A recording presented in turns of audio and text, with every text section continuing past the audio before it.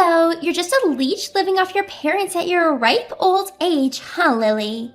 Leeches should get lost. This is going to be our house. My 8-year-old niece, Emily, spat out these hurtful words, grinning. My sister Anne and her husband Sam were snickering next to Emily. I could guess the kind of parenting they were doing, given the outrageous statement from an 8-year-old. I no longer feel any need to forgive them, my niece, my sister, or her husband. I felt the pent-up anger inside me flare up. My name is Lily. I live with my parents at our family home. I used to live on my own, but I moved back home because I was worried about my aging parents. I love my work, and I'm not at all interested in relationships. I never intended to get married in my life, and one of the reasons I decided to live at home was to cherish the time I had with my parents. My dad was a chef, and of course, he's really good at cooking. Even after retiring, he cooked for us at home, and I always looked forward to meals. Having experienced living alone, I missed my dad's cooking, which is one of the reasons why I returned home, but that's a secret. When I decided to live with them and support the household, my mom retired from the part-time job she had held for many years. She was hesitant, but I suggested it might be the right time. Both my mom and dad had been doing a lot of standing at their jobs and had sometimes thrown out their backs. I convinced them to quit their jobs, telling them there was no need to push themselves since I was supporting the household. I'm a mess outside of work and I'm not good at housekeeping, so I appreciate that my parents are at home doing chores. It's a win-win relationship between my parents and me. Disturbing the stable life are my sister and her family. My sister Anne and her husband Sam bring their 8-year-old daughter Emily almost every week. They come uninvited, drive 30 minutes to our house, and ask for meals. My sister says, "It saves on our food expenses, so we come every week. Raising a child really costs a lot of money." And her husband Sam neither denies nor hides it. They would eat the meals my dad cooked as if it was their right, then leave without cleaning up. That was their weekly routine. Even if they just came, ate, and left, I might have let them do without anger, but my sister's other behaviors were unacceptable. Every time before leaving, Anne would scrounge around our house. She would take things she thought could be sold on an online flea market app. So I've had to hide my accessories and important clothes in the back of my closet. On top of that, she rummages through our fridge, taking food ingredients without asking us. When I told her that would be a crime if she were a stranger, she dismissed me, saying, "You wouldn't understand, Lily. It's tough to keep a household running when you're married." But Anne is not the only selfish one. Emily, who inherited Anne's genes, has become more and more like her as she grew up. Ew, this is gross. Emily made a sour face at the meal my dad made.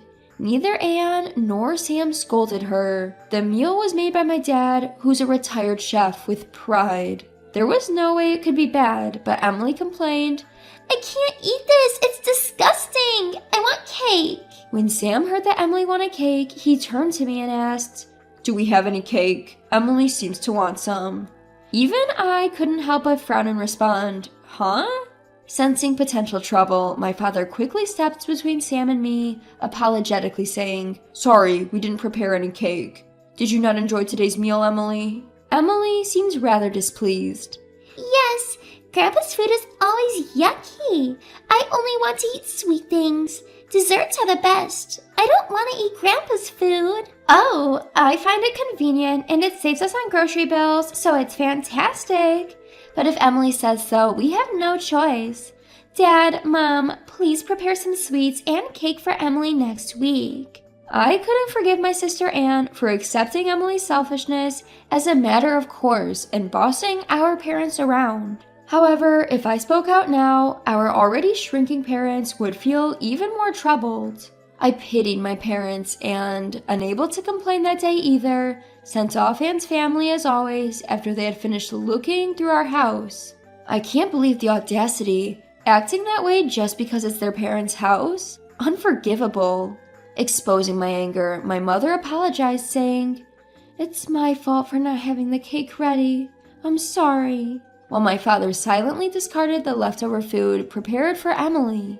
My heart ached at the sight of my parents' actions. I spent the following week contemplating whether I should tell Anne and her family not to visit anymore, only to have them arrive at our home yet again. Without any notice, as if it were a matter of course, Anne's family walked in asking, "Is dinner ready yet?" Emily complained about the cake my mother had bought, saying, "I prefer one with more strawberries."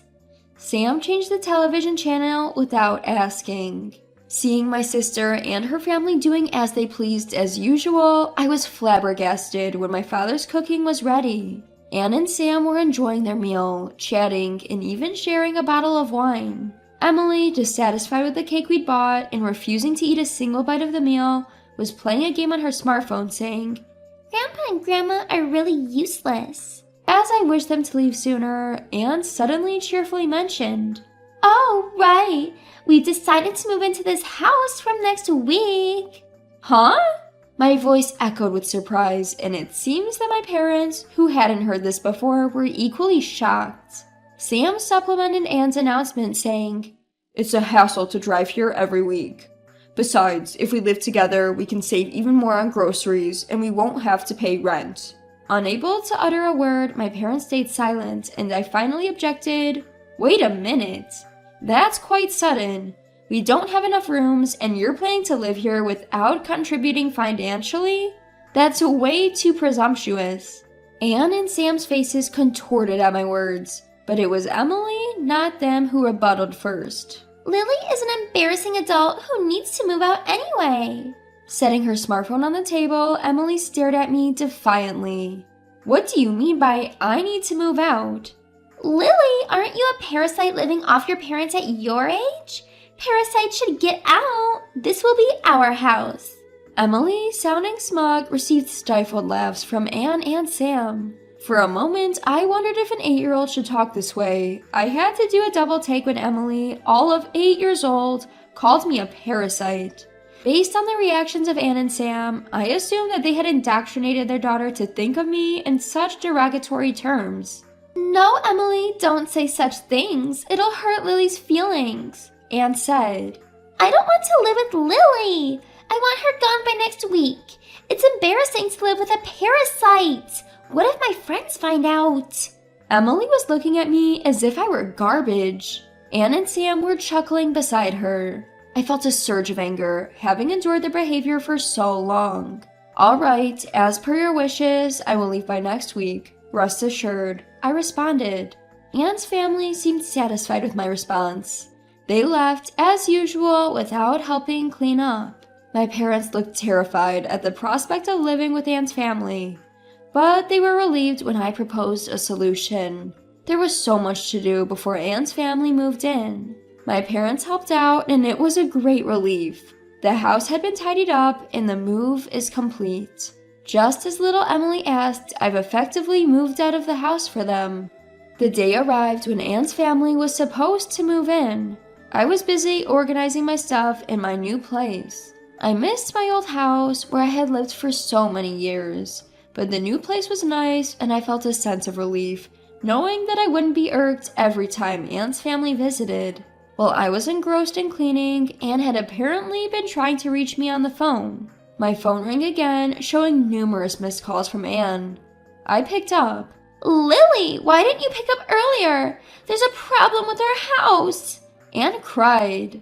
"Well, it's my house actually. I've already demolished it," I said, half chuckling. Anne screamed, "What have you done?" I could only imagine their shock when they arrived to find the house in the midst of demolition. You see, when I had moved back to support my parents, the house was transferred to my name. It was my call to demolish it.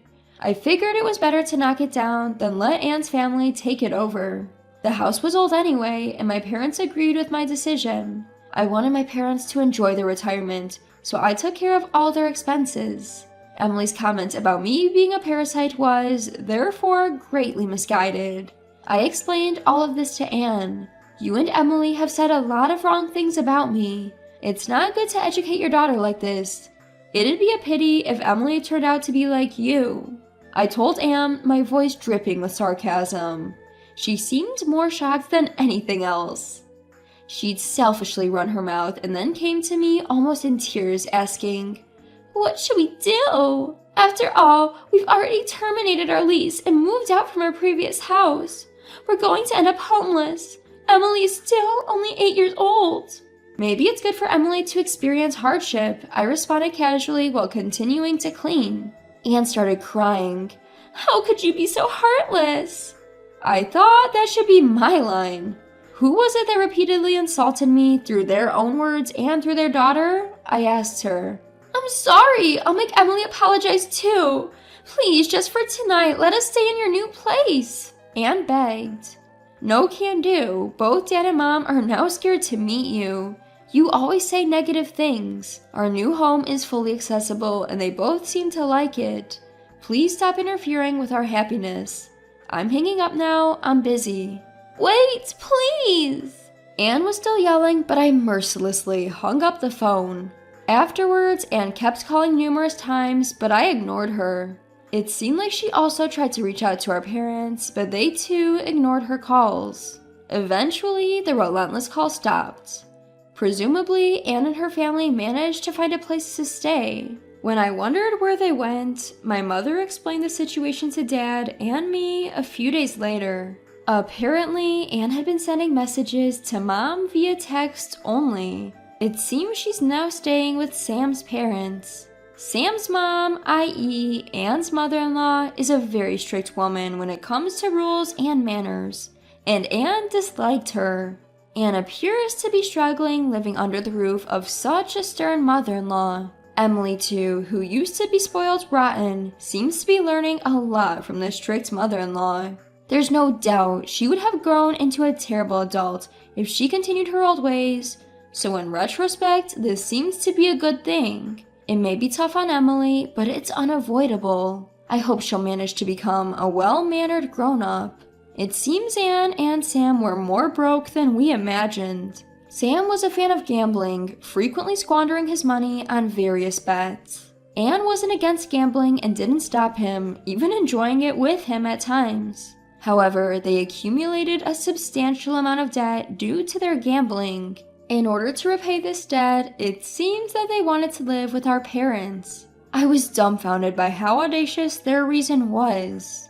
Sam ended up returning to his parents' house, but reportedly disappeared after a few days. Whether he ran away of his own accord due to being chased by debt collectors, or was forcibly taken away to work, it was unclear. Regardless, since he left a note saying, "I'm leaving home. Please don't search for me," the police treated it as a case of him simply leaving home. Anne, without any savings, is now apparently working multiple jobs from dawn to dusk. She's sending daily messages to Mom about her hardships, but it seems Mom has no intention of helping Anne. "We raised her that way, but I think this is a necessary trial for her," Mom said. For your information, our parents and Sam's parents are on good terms and frequently communicate. When Mom apologized to Sam's mom for the trouble caused by Anne and Emily, Sam's mom energetically responded, "Having these kids who are worth educating has added some spice to my life. I apologize for the trouble my son caused. As an apology, I'll make sure to educate my daughter-in-law and granddaughter well." Anyway, my parents and I are relieved to have cut ties with Anne and her family. We're relishing the fact that we can now spend our days without the constant dread and annoyance. Dad, who had lost some confidence in his cooking after Emily's criticism, is now joyfully showing off his culinary skills, thanks to our new house with a spacious kitchen. I've always loved Dad's cooking, and every time I say, "delicious," he seems more motivated to cook. Mom, who used to get exhausted every time Anne's family visited and lost the energy to go outside, is now often going out since we moved. She joined a local club and resumed her old hobby of painting. My mom's forte is watercolor painting. She's always joyfully crafting her artwork under the gentle guidance of her teacher. Recently, she's been heading out to the park, sketchbook in hand, to draw various objects and scenes. We're eagerly looking forward to the upcoming exhibition by the art club my mom is a part of, and we plan to attend. My life continues as it always has. Busy, but enjoyable, as I continue doing the work I love. The constant nagging from my sister and her family has finally ceased, reducing my stress levels significantly. It wasn't until I felt this relief that I realized just how much stress they had been causing me. It's refreshing to remember just how bright and cheerful I can be. My parents are aging, but they are enjoying their lives now, which makes me happy. Even if they eventually need care, our home is equipped with accessibility features, making caregiving easier. Lily, thanks to you, we are so happy. We truly appreciate it, my mother-in-law often says. My father echoes her sentiments with a warm smile. Indeed, thank you.